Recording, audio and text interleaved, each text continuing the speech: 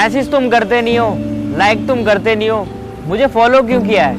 मेरी शादी में खाना खाने के लिए? अरे हम लोग ये छठ मारने आए हैं, घूमने आए हैं यहाँ पर।